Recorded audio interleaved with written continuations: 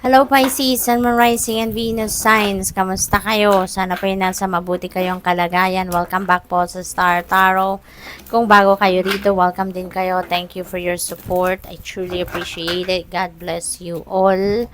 Pisces, my heart broken ang iba sa inyo dito. No? Maybe may heartbreak na nangyari for some of you. Pero tapos na to kasi wala nang fresh blood. So, this happened already in the past. Tapos na to. Pero, nasaktan kayo ng bonggang-bongga dito. Tusok na tusok, lampas, 'di ba?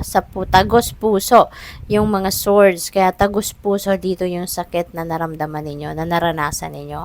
And siguro it takes it took a lot of time, no, before you get to this point na parang nasasaktan pa kayo pero siguro sinisikap nyo na din naman na maghilom na kayo, no? Papunta pa lang kayo sa healing process dito. As in, wala pa kayo dito sa yung pagiging healed kasi nakatusok pa yung swords, no? Yung sakit nandiyan pa, 'di ba?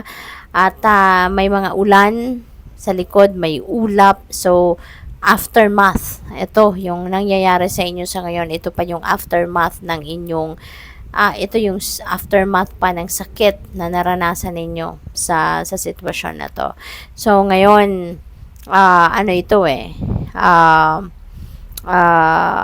maaaring umiiyak na naman kayo, naaalala nyo na naman kung ano nangyari, merong na naman nakapag-remind sa inyo, no, ng heartbreak na ito. So, kaya ngayon, medyo nahihirapan kayo, you know, parang gusto nyo na naman sigurong sumigaw, umiiyak na naman kayo, yung ganon, kasi parang may nakapagpa-refresh na naman dito sa isip ninyo kung ano nangyari dyan. Five of Wands, conflict. Ayan, so merong away, you know, baka pwede rin, no, na for some of you, yung away na to, ito yung nadulot sa inyo ng heartbreak.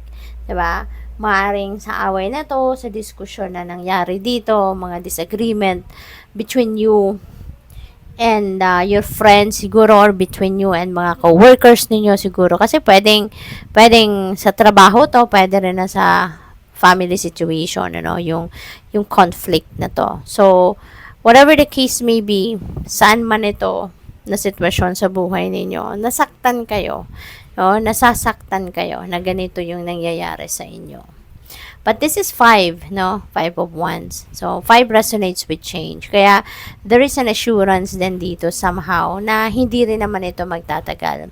At lahat naman nangyayari sa buhay natin may rason yan. No? So, definitely, there is a valid reason kung bakit ninyo to nararanasan sa ngayon, bakit ninyo nararamdaman ito. No, there is something na eventually mafa-find out ninyo kung bakit ito nangyayari sa buhay ninyo.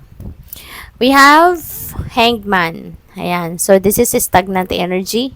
Kasi, ito yung paraan, no, ng universe para bigyan ka ng pagkakataon na makapagmuni-muni, makapag-reflect, makapagnilay-nilay. Kasi, if you are going to continue to work on whatever it is na pinagtatrabahuan ninyo, pinagkakaabalahan ninyo, hindi kayo makakapag-isip. Kasi tutok na tutok kayo dyan sa ginagawa ninyo. Focus na focus kayo sa ginagawa ninyo. Kaya parang ginawa ng universe ngayon na maging stagnant muna kayo. Kung ano man ang ginagawa ninyo, siguro may mga delay, may mga blockages, para dyan lang muna kayo, stay put muna kayo, para makapag-isip-isip kayo, para makapagmuni-muni kayo, no? Kasi pwede rin, no, na dahil may pagtigil, may pag-pause sa mga ginagawa ninyo, maaaring magkaroon kayo dito ng bagong realization. Diba? Makapag-isip-isip kayo regarding dito sa mga sakit na naramdaman ninyo, na baka ito na yung pagkakataon na maisipan ninyo na tama na ang sakit na to. Diba? Parang ang tagal ko ng hinarbor sa puso ko mga resentments na to, tama na na ako, pagod na ako. It's time for me to move on. Diba? So, pwedeng yun ang mga ma-realize ninyo dyan sa pagre-reflection mode ninyo. We have Ace of Pentacles, napakaganda. Kasi si Ace of Pentacles is a new beginning energy. At new beginning ito pagdating sa inyong kaperahang aspeto, no? This is regarding sa inyong trabaho, source of income, career, negosyo, yung mga ganon. So, baka mabago na ang inyong sitwasyon dyan. Baka kung negosyo ninyo, umalagwa na siya. Baka yung trabaho ninyo, baka ma-promote na kayo. Yung ganon. Yung career ninyo, baka mag-boom na siya ngayon. Yung ganon. Or, pwede rin na ang iba sa inyo, pera talaga, no? Cold cash ang ma-receive ninyo. Pwedeng may windfall of money rito, panalo, winning, yung mga ganon, ano?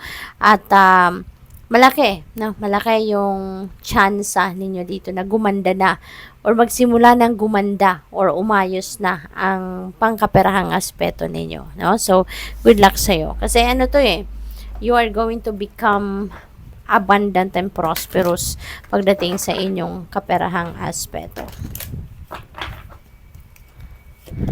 We have loyal heart.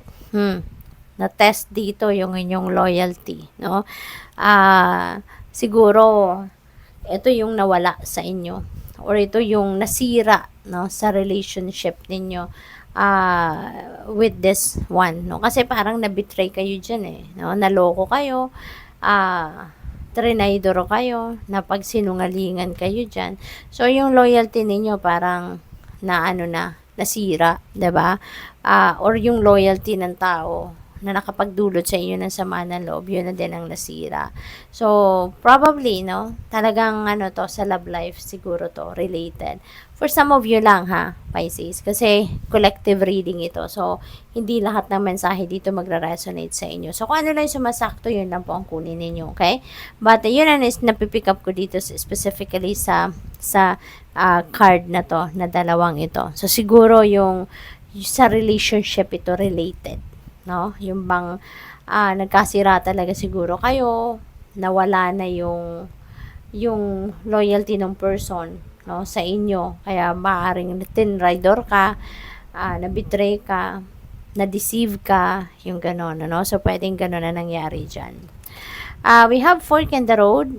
Ayan. So, meron kayong indecisiveness na nararanasan sa ngayon. Nalilito kayo. You don't know where you are heading.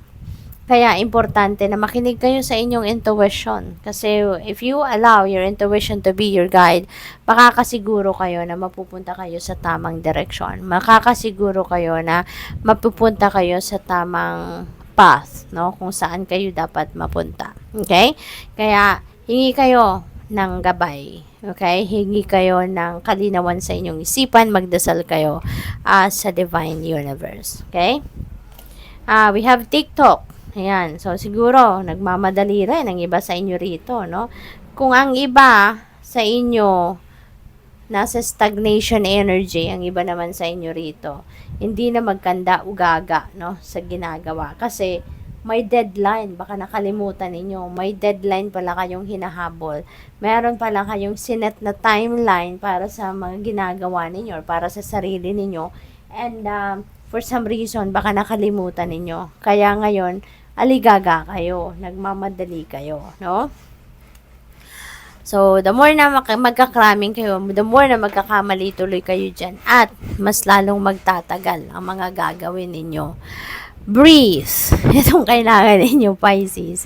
Breathe. Kasi parang nararamdaman ko yung stress, no? Na nararamdaman ng iba sa inyo. Parang nafe-feel ko dito yung pagtakbo-takbo ninyo, no? At ang isip ninyo, parang hindi nyo na ngayon. Parang umiikot na siguro yung brain cells ninyo ng 1,000 RPM or more than pa. Kasi, na kayo, yung hinahabol ninyo, no? Kung ano man ito. Parang nagmamadali kayo. Kaya, breathe. Okay? Kasi, para ma-release yung tension. Okay? Kasi the more na tensionado kayo, mas lalong hindi kayo makakapag-isip. Diba? Kaya, pahinga muna. Okay? Few minutes, 5 minutes na pahinga. Diba? Mag-breathing exercises ka. Deep breathing. Inhale, exhale. Ako, napakalaking tulong yan para makalma kayo at mas makapag-focus kayo. No? At makapag-concentrate. Lighten up. Angel Aura Quartz. Ayan. Ito din ang kailangan ninyo. Kalma lang. Okay? Kumalma kayo, Pisces. Kasi kung stressed out kayo, ay nako, kung puro problema ang iniisip ninyo, ay nako, that's going to attract more of that. Mas lalo pang dadami yung poproblemahin mo kung problema yung pagfo-focusan mo. Kaya, kalma lang, chill lang. Okay? May panahon dapat para sa lahat. Kaya, sa ngayon, kailangan mo muna mag-take a breather kayo. Okay? Ito yung kailangan mo para na makabalik ka muna sa senses mo, mabalik ka muna sa concentration, may balik mo yung sarili mo sa sentro. And with that, no, deal with different other things sa buhay mo kapag nakalma mo ng sarili mo. Clear the clutter. Ayan, isa yan sa pwede mong gawin na after nakapagpahinga ka na, nakabalik ka na sa focus mo, kasi makikita mo na dito yung mga bagay na mabilis mo nang ma-figure out dito kung ano yung mga clutter na nasa buhay mo, ano yung mga negative sa buhay mo na kailangan mo nang tanggalin. Okay? Prioritize your health. Tama yan, no? Napakalaking reminder ito, napaka-powerful na reminder sa'yo. Kasi, siguro Pisces, no? Wala ka ng oras para sa sarili mo, wala ka na sigurong oras na magpahinga, kasi nga, ang daming stress sa katawan mo, ang daming mong ginagawa, there's too much on your plate. Okay? Kaya, alam mo, above anything else, dapat yung health talaga, yung dapat na pinaprioritize natin. Kasi, when we are in good shape, when we are on top of our health, kahit ang dami natin kailangan asikasuhin, gawin, pagtuunan ng pansin, carry natin yan. Kayang-kaya natin yan when we are in good shape. Kaya kailangan dapat, priority natin, number 1 priority is to maintain our good health. Okay? Speak your truth. Ayan, maaaring isa to then sa nakakapagpa-stress sa'yo. Kasi siguro, hindi mo nai-express ang sarili mo. Hindi mo siguro nasasabi yung mga gusto mong sabihin. Hindi mo nasasabi kung ano yung mga nararamdaman mo. Kaya mas lalong bumibigat, sumisikip ang dibdib ninyo. Kaya ito din, napaka-powerful din na reminder ito para sa inyo.